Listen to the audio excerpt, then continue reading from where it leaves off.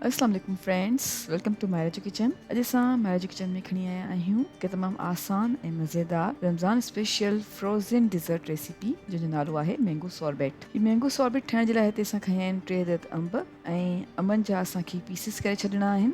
असां अंब खे कटे ऐं स्पून जी मदद सां अंबनि जा पीसिस कयूं था।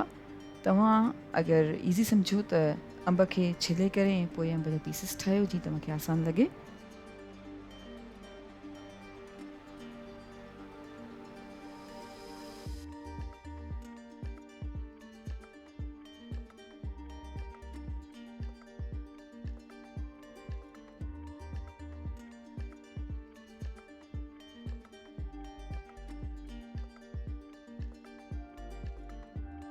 अंब जा पीसिस ठाहिण खां पोइ असां फ्रीज़र में रखंदासीं तक़रीबन 2 खां 3 कलाकनि जे लाइ।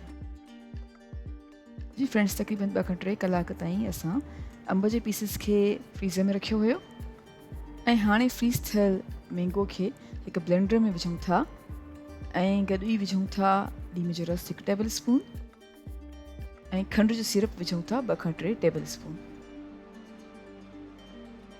हाणे चङी तरह सां सभिनी शयुनि खे ब्लेंड कंदासीं।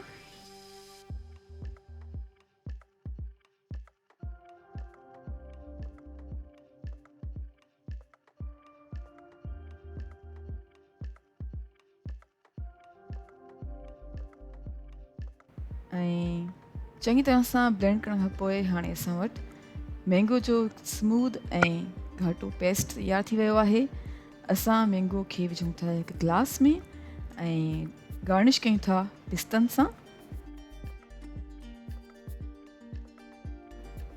ऐं असांजो मज़ेदार ऐं तमामु आसान मैंगो सॉर्बेट सर्विंग जे लाइ बिल्कुलु तयारु आहे। उमेदु कयूं था तव्हांखे असांजी अॼु जी रेसिपी ज़रूरु पसंदि आई हूंदी। Thank you so much for watching. असांजी वीडियो खे लाइक कजो ऐं असांजे चैनल खे सब्सक्राइब ज़रूरु कयो। तव्हां सां इंशाल्लाह मुलाक़ात थींदी हिकु ॿी वीडियो में। तेसिताईं अल्लाह हाफ़िज़।